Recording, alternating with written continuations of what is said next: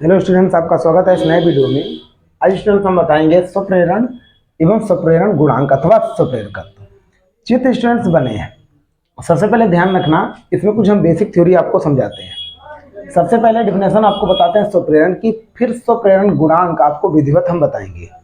तो इसमें समझना क्या है, सबसे पहले जब किसी कुंडली में यानी धारा प्रवाहित की जाती है तो उसके चारों ओर, पहले समझ लीजिए, जब किसी कुंडली में धारा प्रवाहित की जाती है तो उसके चारों ओर चुंबकीय क्षेत्र उत्पन्न हो जाता है। यदि कुंडली में धारा के मान में परिवर्तन करते हैं, ठीक है, तो कुंडली से बद्ध चुंबकीय फ्लक्स या उससे बद्ध चुंबकीय फ्लक्स में भी परिवर्तन होता है, जिसके परिणाम स्वरूप कह सकते हैं चुंबकीय में यानी कुंडली में एक प्रेरित विद्युत वाहक बल उत्पन्न हो जाता है।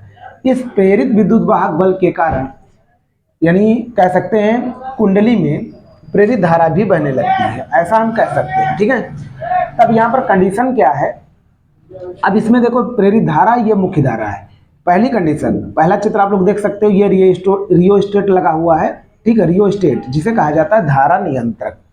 अब इसमें होता क्या है, ये कुंजी लगी हुई है। ठीक, अब इसमें जब मुख्य धारा के मान को बढ़ा देते हैं, ठीक है, तो कुंडली में प्रेरित धारा जो होती है वो मुख्य धारा के विपरीत दिशा में बहने लगती है, अर्थात मुख्य धारा के बढ़ाने का विरोध करती है। ठीक है, या उसे यानी बढ़ाने का विरोध करती है, या कह सकते हैं उसका घटाने का प्रयास करती है। ठीक है, मुख्य धारा को। तो पहली कंडीशन।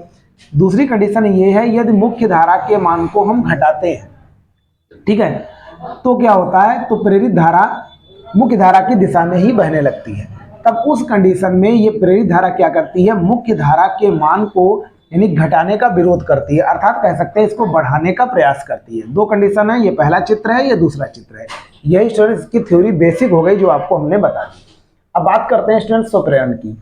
किसी कुंडली में प्रवाहित वैद्युत धारा के मान में परिवर्तन के कारण कुंडली में एक प्रेरित धारा उत्पन्न हो जाती है। वैद्युत चुंबकीय प्रेरण की इस घटना को स्वप्रेरण कहते हैं। डिफिनेशन स्टूडेंट्स लिखी हुई है, आप लोग समझ लेना। अब बात करते हैं स्वप्रेरण गुणांक अथवा स्वप्रेरकत्व की। अब यहां से डिफिनेशन इंपॉर्टेंट चालू होगी।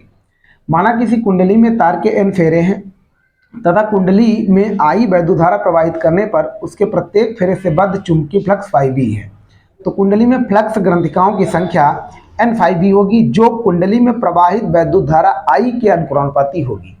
ये स्टूडेंट्स हमने कंडीशंस लिखी है। ठीक, आप लोग ध्यान रखना, मेन जो टॉपिक था वो हमने बता दिया, अब ये डेरिवेशन चालू होगा। तो यहाँ पर स्टूडेंट्स क्या बताया गया है कि कुंडली में फ्लक्स ग्रंथिकाओं की संख्या कुंडली में प्रवाहित वैद्युत धारा I के अनुक्रमानुपाती होगी। ठीक है, तो यहाँ पर क्या हो जाएगा, फ्लक्स ग्रंथिकाओं की संख्या क्या है, n φb होगी, जो कुंडली में प्रवाहित वैद्युत धारा I के अनुक्रमानुपाती होगी। या लिख सकते हैं n φb बराबर l I भी लिखा जा सकता है। ठीक है, इसको स्टूडेंट समीकरण नंबर मान लीजिए 1। ठीक है, अब जहां पर L क्या है, L एक नियतांक है जिसे कुंडली का स्वप्रेरण गुणांक अथवा स्वप्रेरकत्व कहते हैं। तो यहां लिख सकते हैं जहां पर L एक नियतांक है जिसे कुंडली का स्वप्रेरण गुणांक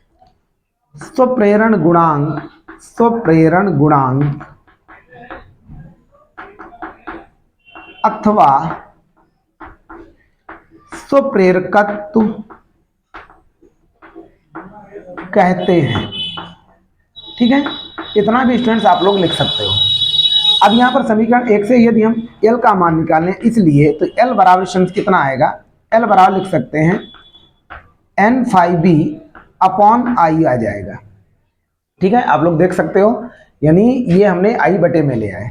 अब यहाँ पर कंडीशन क्या मानते हैं, यदि I बराबर मान लिया जाए 1 एम्पियर, तब क्या होगा, L बराबर हो जाएगा n φb।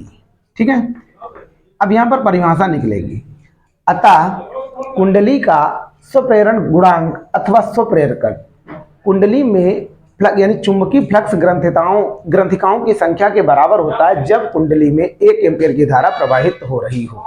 तो ये परिभाषा यहाँ पर स्टूडेंट्स आप लोग लिख सकते हो। ठीक है, अब देखो, यदि कंडीशन क्या होगी, यदि कुंडली में धारा परिवर्तन के कारण उत्पन्न प्रेरित विद्युत वाहक बल ईओ तथा डेल्टा टी समय में कुंडली से बद्ध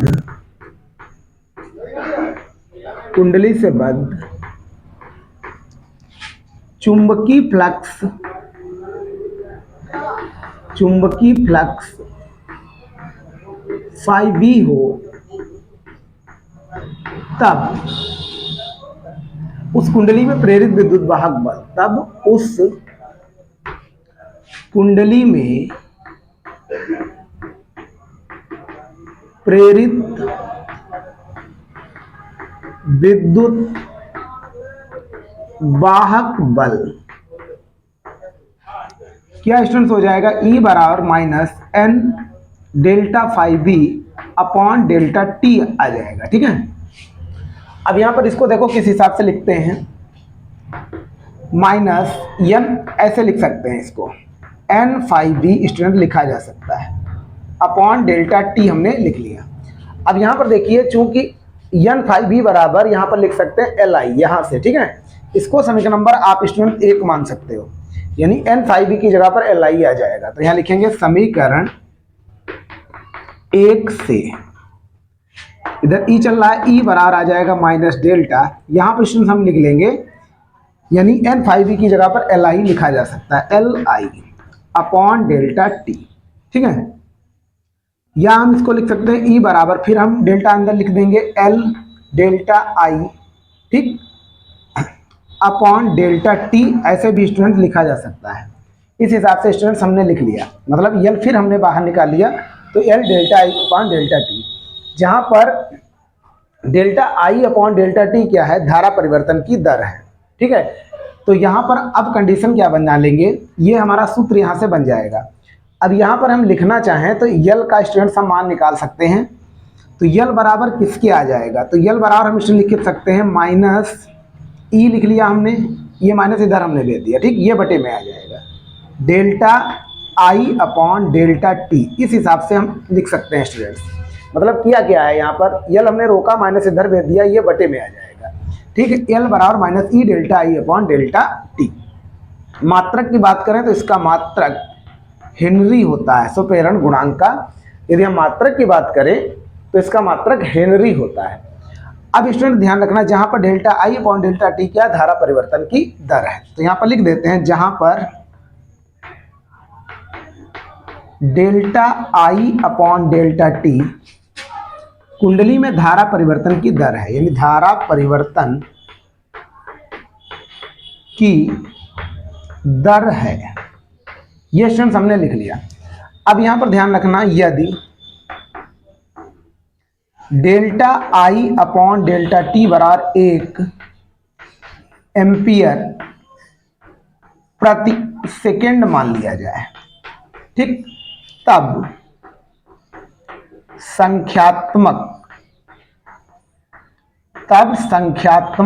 रूप से क्या निकल के आएगा स्टूडेंट्स, एल बराबर, मतलब यहां पर एक चीज और ध्यान रखना, जैसे यहां पर संख्यात्मक रूप से लिखा है तो डेल्टा आई अपॉन डेल्टा टी 1 मानेंगे तो एल बराबर माइनस ही आना चाहिए, लेकिन संख्यात्मक रूप से लिख लिया है तो यहां पर प्लस का ही हम लिखेंगे।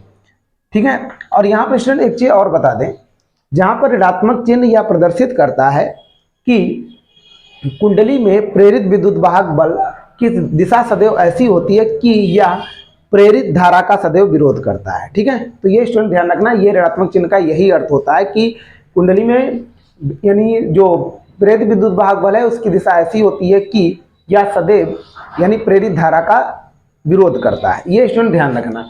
तो यहाँ पर अब डिफिनेशन निकलेगी, अतः हम कह सकते हैं कुंडली का, जैसे यहाँ पर हमने स्टूडेंट डिफिनेशन भी आपको बताई थी, स्वप्रेरण गुणांक अथवा स्वप्रेरकत्व।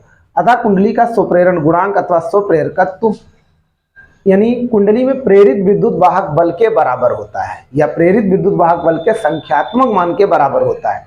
कब बराबर होता है, जब उसी कुंडली में यानी धारा परिवर्तन की दर एकांक हो, ठीक है, एकांक प्रवाहित हो रही हो, ये कंडीशन ध्यान रखना। तो परिभाषा यहां पर स्टूडेंट लिख देते हैं, अतः कुंडली का स्वप्रेरण गुणांक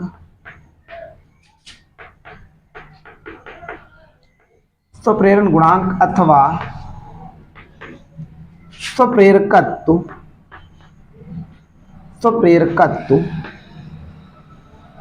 संख्यात्मक रूप से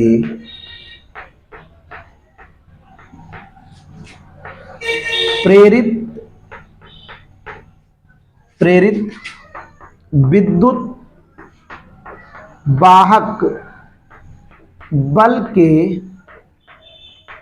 के संख्यात्मक मान के बराबर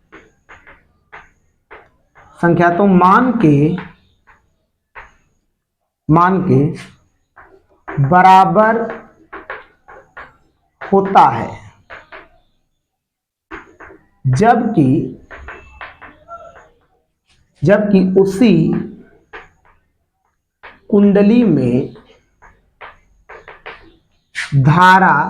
उसी कुंडली में धारा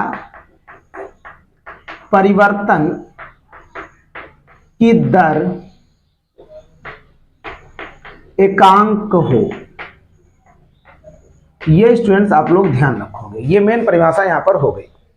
कहने का मतलब ये है, अतः कुंडली का स्वप्रेरण गुणांक अथवा स्वप्रेरकत्व संख्यात्मक रूप से प्रेरित विद्युत वाहक बल के संख्यात्मक मान के बराबर होता है, जबकि उसी कुंडली में धारा परिवर्तन की दर एकांक हो।